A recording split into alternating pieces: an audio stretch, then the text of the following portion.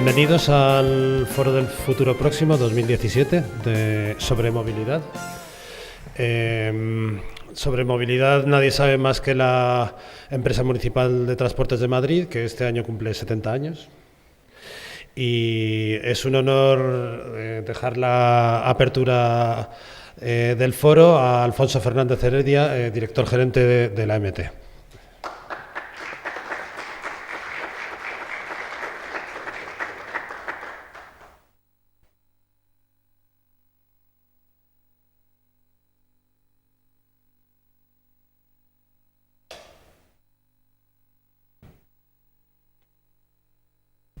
Pues nada, buenos días a todos. En mi caso yo creo que es un honor que nos hayáis invitado desde el Foro Futuro Próximo, desde la Escuela Técnica de Ingenieros Industriales, a poder comenzar esta jornada que por lo que veo además va a ser muy interesante.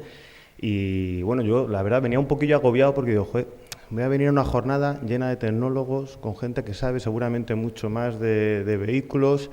¿Y qué le voy a contar yo a esta gente? Y he decidido que en vez de contaros cosas de las que seguramente sepáis más, vamos a intentar un poco ampliar esa mirada, ¿no?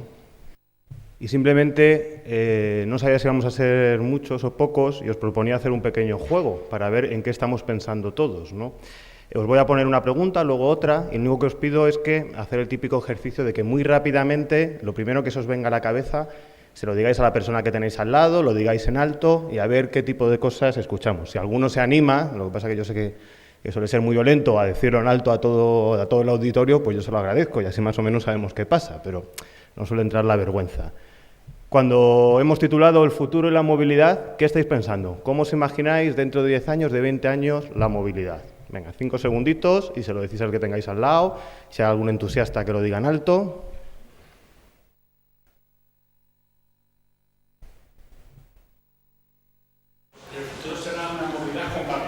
Compartida. ¿Alguno más? ¿Más entusiasmo? Desbordamos, venga. Autónoma. ¿Y cómo será el vehículo del futuro? Ya cuando hemos dicho autónoma, no sé si hablamos más del vehículo o estábamos hablando de la movilidad, porque ya hay una especie de confusión entre los vehículos y la movilidad. Pues se lo consultáis al de al lado. Y esto es lo que yo pensaba que iba a escuchar. Y además que tiene que ver mucho con lo que uno escucha cuando viene a este tipo de foros, ¿no? Que estamos en una auténtica revolución de la movilidad, como no se ha visto nunca, que los nuevos avances, el estar todos conectados, nos va a permitir cambiar absolutamente lo que conocemos hasta ahora de la movilidad, que es una disrupción, y empiezan a salir, muchas veces cuando no sabemos explicar las cosas, les ponemos un nombre en inglés hasta que ya yo creo que nuestra cultura las adapta y entonces las llamamos en su nombre en castellano. Entonces, Mobility as a Service, Smart City. Os recuerdo cuando hablamos de los edificios inteligentes, ¿eh? Hoy ya no hay nadie que no se ría un poco, sino cuando dice edificio inteligente, pues sabes que vas a pasar calor o vas a pasar frío, que nunca vas a estar a gusto. Hablamos de que con los datos vamos a poder hacer cosas maravillosas. Yo creo que todo esto es verdad, ¿eh? Pero fijaros que siempre nos salen este tipo de reflexiones. Y cuando hablamos de un vehículo, del vehículo del futuro, decimos que es autónomo. Yo en todos los blogs o en todas las noticias de periódicos, siempre que se dice autónomo, la forma en la que nos lo explican es podrás ir leyendo en el coche. Entonces yo lo he puesto ya directamente, autónomo significa podrás ir leyendo en lugar de conducir. Me hace gracia porque uno va en el metro y no va nadie leyendo, va todo el mundo con el móvil. Entonces yo creo que deberíamos utilizar... Bueno, lo mismo, si el coche autónomo sirve para que haya más lectores en España, yo creo que bienvenido sea, ¿no? Ya damos por hecho que no será de nuestra propiedad, que no tendremos ese sentimiento de propiedad, que lo compartiremos, lo decía por aquí una persona, y en ese futuro que nos dibujan en todos los periódicos, en todas las noticias, en todos los blogs, nunca hay atascos, curiosamente. Luego, esa movilidad a mí me gusta, yo también espero que sea así, y empezamos a imaginarnos pues cosas, además los que sois de ingeniería industrial, pues cosas bonitas de este estilo, ¿no? Yo ya he puesto una que es como el sumum, ¿no? El que yo llamo el coche mágico. Habrá un coche autónomo, eléctrico, que pediré con una app, que me recogerá en la puerta, saludaré a otros viajeros que estarán dentro de ese coche, que por cierto serán guapos y olerán bien. Iré flotando en el aire de la ciudad, que será limpio, eso no nos quepa ni la menor duda, y en escaso tiempo, porque al final el transporte siempre se trata de tiempo, por mucho que le pongamos condicionantes o otras circunstancias al lado, me dejará en la puerta de mi trabajo. yo cojo alguna de estas cosas y digo, oye, transporte a la carta, cuando hablamos primero de movilidad, luego voy al vehículo, libertad de elección, un vehículo diferente para cada necesidad. Y buscando en Internet, puse esas cosas, en Google, que siempre lo sabe todo, y luego me fui a imágenes y descargué unas cuantas imágenes de las que aparecían en Google. Y dije, joder, esto es lo que la gente debe imaginar cuando ha escrito estas cosas. Pero fijaros, cumple exactamente las mismas condiciones. Esto también es transporte a la carta, también es libertad de elección, un vehículo para cada necesidad, pero no parece tan atractivo. ¿Qué diferencia hay entre lo uno y lo otro? Yo creo que simplemente en que cuando tenemos esta imaginación somos nosotros solos, pensando que no hay nadie alrededor nuestra, y que cuando mucha gente piensa de forma individual, pero luego se juntan en el mismo espacio y en el mismo tiempo, y esto ya es física, pues de repente coinciden, ¿no? Y a mí a veces me asusta porque cuando hablo de esto de libertad de elección y demás, digo, hemos hecho una reflexión, sobre todo en Europa, respecto al transporte público o al transporte de nuestras ciudades. Un tipejo que era bastante conocido, Sir Colin Buchanan, habréis oído hablar de él, en el año 67, en Reino Unido, empezaba a haber atascos y le dijeron, oye, tú que eres ingeniero de transportes, empezamos a ver que esto puede ser un problema, dinos por favor cómo tenemos que adaptar nuestras ciudades para que no sea un problema la movilidad en el futuro. Y el tío hizo un informe que se llamaba Traffic in Towns, que es conocidísimo, año 67, y dijo, no existirá futuro para la movilidad de las ciudades si no existe un transporte público porque no caben tantos coches en la ciudad. Lo dijo en el año 67 y parece que a veces la modernidad nos hace olvidar esas cosas. Y a mí me gustó mucho esta viñeta, ¿no?, donde tú estás metido en el atasco y dices, si todos estos idiotas hubieran optado por el bus, yo no estaría en el atasco. Claro, pero curiosamente es lo mismo que piensan todos los demás. Con lo cual, a mí a veces me parece que la visión de la tecnología es necesaria, pero no olvidemos quizás los pasos que tenemos que dar anteriormente. Y con el vehículo, recuerdo lo que hemos dicho con el vehículo. No lo compartiré con otra gente, no será de mi propiedad, será eléctrico o de hidrógeno, economía colaborativa, por supuesto no estarán atascos. Pues yo cuando me imagino ese vehículo, no sé por qué no nos imaginamos este vehículo. Por si no lo sabéis, podéis ir leyendo en el autobús tranquilamente.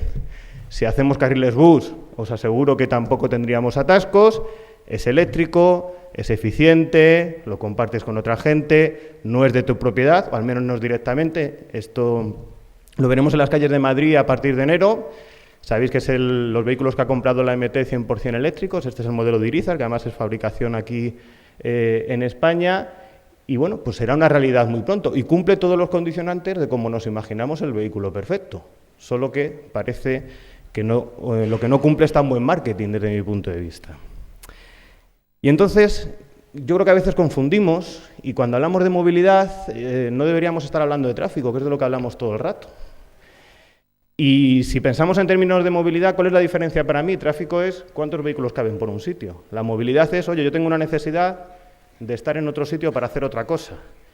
Y a nosotros en la escuela nos decían, oye, el transporte es una actividad intermedia. ¿Qué querían decir con eso? Que no es finalista. Uno nunca coge el coche porque le guste conducir, pese al anuncio. Uno coge el coche, o coge el autobús, o coge el metro, porque quiere hacer otra cosa. Y como es una actividad intermedia, pues como buen ser humano racional, excepto el que no es racional, lo que intentamos hacer es minimizarla. Y si existiera el teletransporte, no estaríamos hablando de todas estas cosas y sería todo mucho más fácil. Entonces, la movilidad es simplemente la necesidad de estar en otro sitio y queremos que se satisfaga de la mejor forma posible. Y eso tiene que ver con que el 80% de la decisión de viaje es la eficiencia, es tiempo y coste. Todo lo demás es accesorio. Pero hoy en día sabemos más cosas, ¿no? Sabemos que determinados tipos de movilidad tienen unos impactos muy grandes en nuestra vida. Y lo estamos viendo, por ejemplo, en Madrid, con los problemas de contaminación. Hubo un vídeo que a mí me hacía gracia, que salía un hombre mirando al cielo y decía, la contaminación no existe. Y decía, yo, por ejemplo, tengo un hijo pequeño que tiene bronquiolitis, cada episodio de contaminación, el 50% de ellos acaba en urgencias del Niño Jesús con el niño con una afección respiratoria. La contaminación existe. Otra cosa es que nos vayamos concienciando de que está ahí o no. Y también la ciudad. Hay una reflexión que últimamente se escucha, gracias a Dios, muchas veces, que es el 80% del espacio público, de nuestro espacio público, de ese que tenemos para hacer la polis, la ciudad griega, ¿no?, de compartir y convivir, está destinado a la movilidad. cuando lo destinamos a la movilidad, no lo estamos destinando a otras cosas. Entonces deberíamos preguntarnos una movilidad eficiente si tiene que ver también con los costes de oportunidad, ¿no? Con a qué podemos destinar el resto del uso. Y en cambio yo, pues cuando pienso en la movilidad, digo, oye, es curioso que no aparecen en la primera columna este tipo de adjetivos. Ahora estamos, decía, compartida, autónoma, pero no aparece que sea eficiente. O sea, a mí me da igual cómo sea. Yo lo que quiero es llegar barato, rápido, que sea ordenada. Parece que no nos preocupa. Pero, por ejemplo, ahora estamos viendo que llegan en Madrid, y a mí me parece que está muy bien, el sharing, ¿no? El car sharing, las motosharing, y de repente empezamos a ver motos plagadas por las aceras. No hablamos de orden, no hay una regulación respecto a eso. Hoy entran en Madrid, ayer entró en Madrid las nuevas bicicletas free floating, no sé si sabéis lo que son. Es un sistema de bici pública, operada por un privado, parecido a Bicimad, pero que el modelo, digamos, sería el de Car2Go, que no tiene estaciones fijas como tiene Bicimad, sino que tú con una aplicación vas a encontrarte una bicicleta en la calle, la puedes desbloquear con el móvil, la coges y la dejas donde quiera. A mí me parece maravilloso, eso sí, mientras no la dejes en medio. Estas empresas han empezado en China y hay fotos de montañas de hierros y masijos de hierros de bicicletas que no se han usado, que se han quedado ahí, que nadie las ha retirado. Luego, a mí me preocupa que cuando estamos hablando de todos los nuevos modelos de movilidad, nunca hablemos de que sean ordenados, por ejemplo, que no me parece una cosa baladí si queremos seguir disfrutando la calidad de vida que tenemos. Que sean respetuosos y que sea saludable. Ya he contado antes el tema de la salud y cómo estamos. Y yo creo que para eso, además de hablar de la tecnología, que es muy importante, se nos está olvidando hablar de otras cosas. Por un lado, hablamos muy poco de transporte público. Por otro lado, hablamos muy poco de planificación. Oye, toda esta tecnología, todos estos nuevos modelos de movilidad ayudarán a la movilidad del futuro si somos capaces de planificar para que sea así y para que se cumplan las condiciones que tenemos a la izquierda. Si no, pues bueno, lo mismo podemos volver a estampas del pasado, donde creíamos que todo iba a ser muy innovador y no acabó bien, ¿no? Y sobre todo tendremos que cambiar la cultura. Los que estáis aquí, que por eso habéis venido a la charla, estáis muy convencidos. Yo siempre digo que hacemos mal estos foros, porque damos charlas de convencidos, yo soy un convencido a convencido, con lo cual nos reafirmamos todos, en el café nos daremos palmaditas en la espalda y estaremos todos contentísimos, pero resulta que el problema no somos nosotros seguramente, el problema es la gente que hay ahí fuera que tiene que cambiar. En esta ciudad últimamente están pasando cosas que a mí a veces me parecen muy divertidas, pero creo que demuestran muy bien que todavía es necesario cambiar esta cultura. Yo creo las dos cosas. Yo en esto soy un optimista nato. Cuando todo el mundo dice, no, es que la gente no quiere cambiar. Oye, que tenemos una ciudad donde la mayoría de la gente va andando, el resto de la otra mayoría va en transporte público y unos pocos van en coche. Entonces yo creo que la gente ya ha cambiado su cabeza. Solo que tenemos una percepción de que no es así. De hecho, este dato, que el 26% de los movimientos en Madrid se hacen en coche, mucha gente no lo conoce y cuando lo conoce le sorprende. Claro, entonces quiere decir que aunque no sea la realidad, tenemos una imagen distorsionada de lo que es la realidad. Y por eso las cosas pues toman una dimensión muy extraordinaria. Habéis oído la polémica de Galileo, la calle Galileo, ¿no? La que se ha escrito, la de vueltas que se ha dado con la calle Galileo. ¿Y sabéis lo que yo pienso personalmente? Digo, 60 metros de mierda.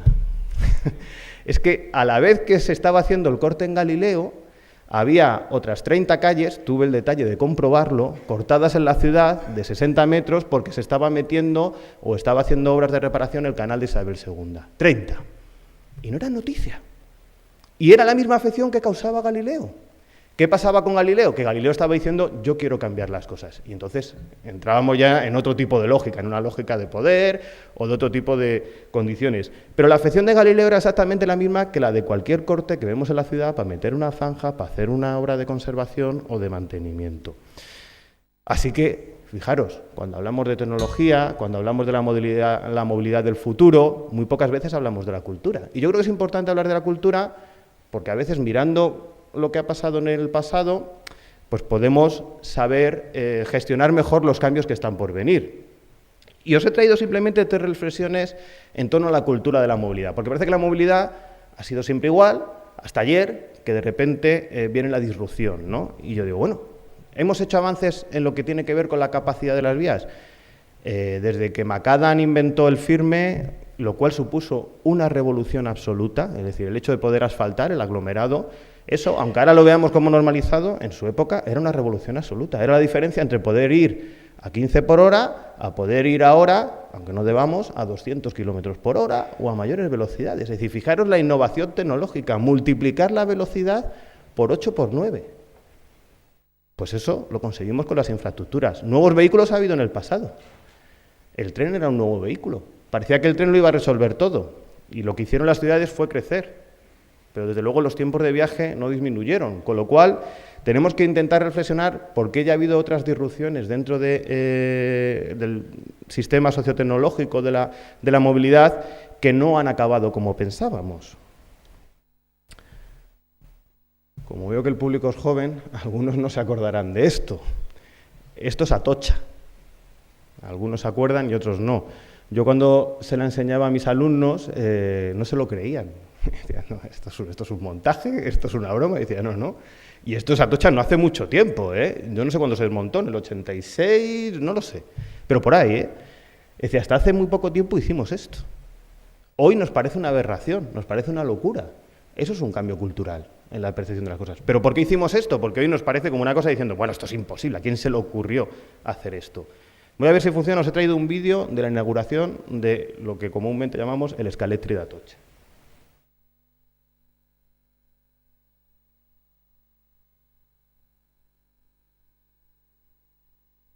El municipio madrileño inaugura unos enlaces viarios con 3 pasos a distinto nivel, a los que el humor popular ha bautizado con el nombre de Escalextri. 3 pasos a nivel, una maravilla, ¿eh? Tiene todo. El conjunto mide más de 1 kilómetro. Su necesidad era evidente, ya que viene a facilitar la fluidez circulatoria en una de las encrucijadas. Tan evidente que en poco más de 10 años se desmontó. Fijaros la necesidad evidente, como tantas evidencias que tenemos ahora. El vídeo es genial porque cada frase es para enmarcarla. Las madrileñas de mayor tránsito con 13 direcciones. 13, 13, ni más ni menos, 13. Bien se afirma que quien tuvo, retuvo. Y esto viene a cuento porque en años, no del todo lejanos, esta glorieta... Me encanta. Es el vídeo de inauguración y ya está congestionado. Y encima en una hora que no es hora punta, y era el vídeo de inauguración. O sea, es maravilloso. Esto, por cierto, está estudiadísimo. Cada vez que damos más capacidad a una vía, los estudios dicen que es para 15 años y en un corto plazo de 2 años se agota. Y eso ya lo sabemos en la ingeniería de tráfico. Con lo cual, la respuesta a capacidad no sirve para nada. Pero es divertido cuando lo ves así, ¿no? Esto va a ser genial, 13 direcciones. 13 direcciones que están saturadas a la semana de haberlo abierto. Pero ahora, a mí me encanta el detalle, que quiero hablar con la siguiente reflexión, de lo que va a decir ahora, ¿no? Esta fue el punto de concentración verbenera, y en ella instalaban sus tirovivos y carruseles los feriantes. Ahora el Escalextri podrá ser, para los nostálgicos del Bombín y Maripepa, una especie de montaña rusa, solo que más práctica y con carácter permanente. Para esos nostálgicos de tener la ciudad para divertirse, para habitarla, para convivir, los hemos quitado en pos de la modernidad y de la eficiencia que significa montar esto aquí. ¿Y qué estamos haciendo ahora? De montar estas cosas para los nostálgicos del bombín y la pandereta, ¿no?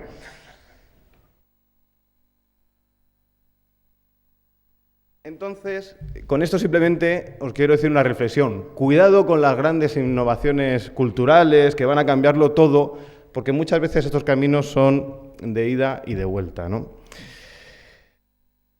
Lo que os decía antes sobre la reflexión de la capacidad, dice la frase, aumentar el número de vías de una autopista para reducir la congestión vial es como aflojar el cinturón para resolver la obesidad. Es decir, que todo esto además no lo hemos descubierto, lo llevamos sabiendo en los últimos 20 o 30 años. Todavía estamos aumentando vías para intentar resolver el problema. Uno de los proyectos que sabéis que está en cierne es desdoblar la A1.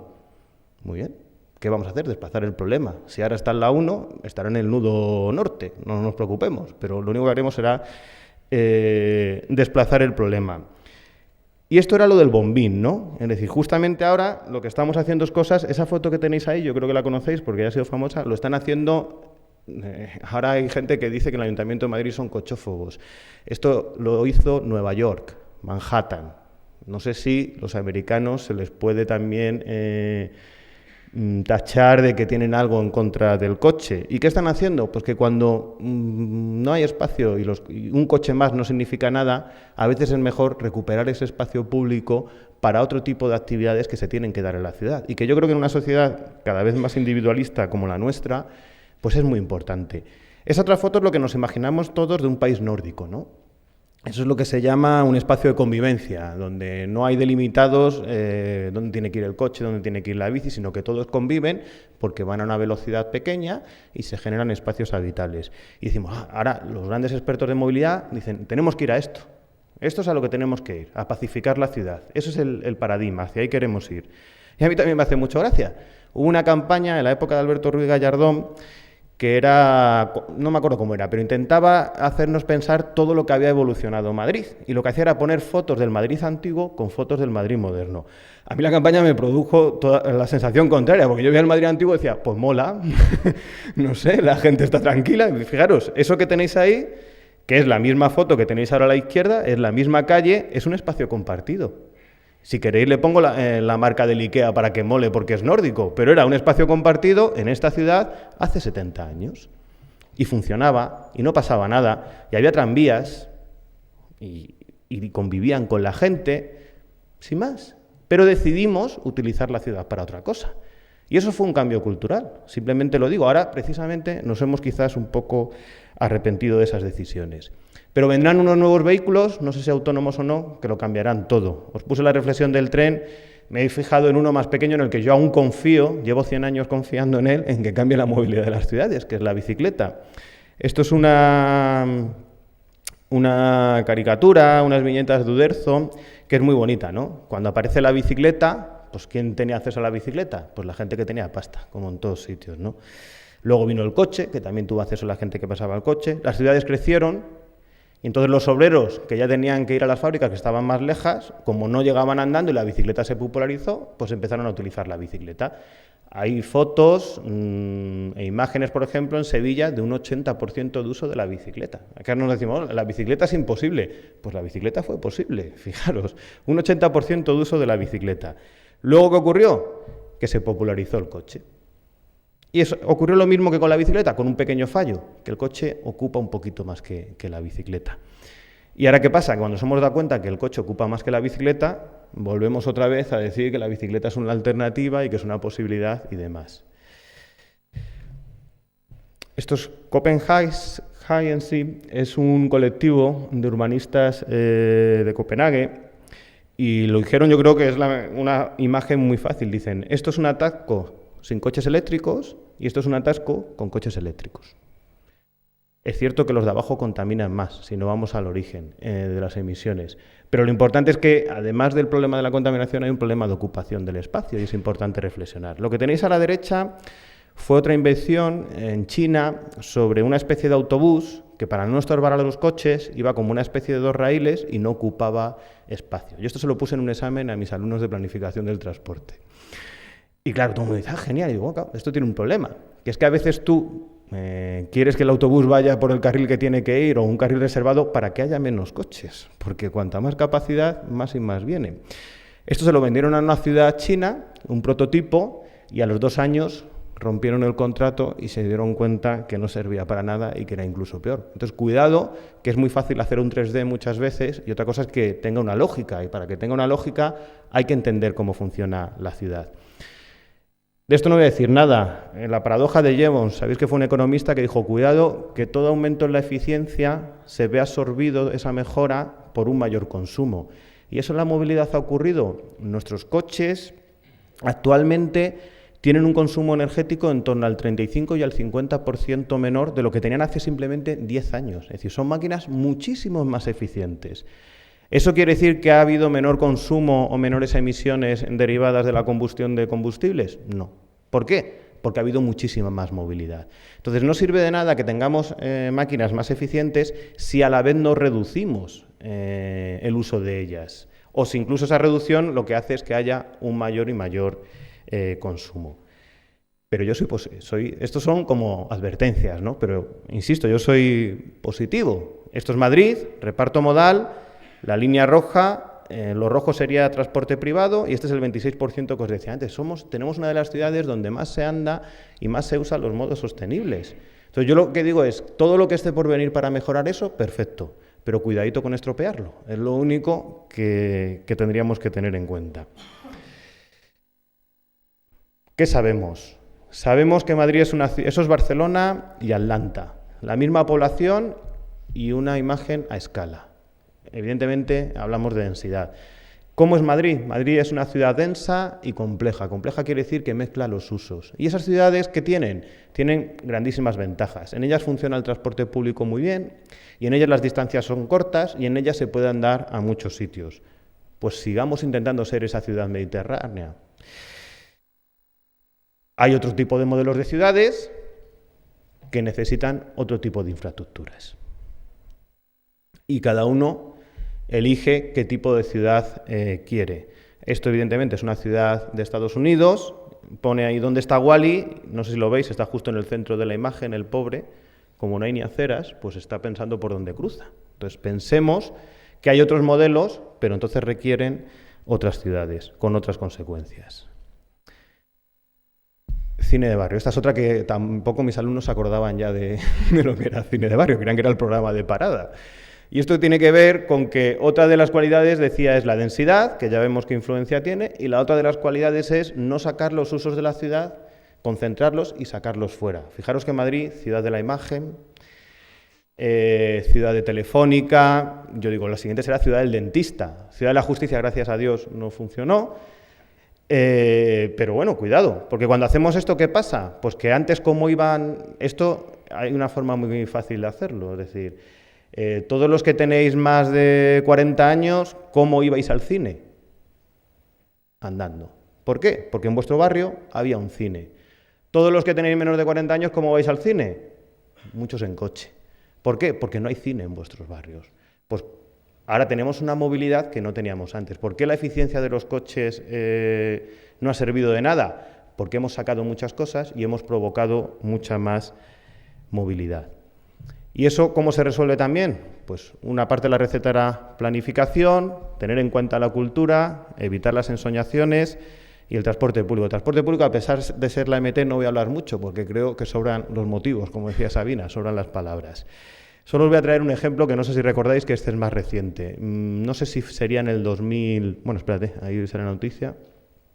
No la llego a ver porque no pone la fecha en ninguna. 2003.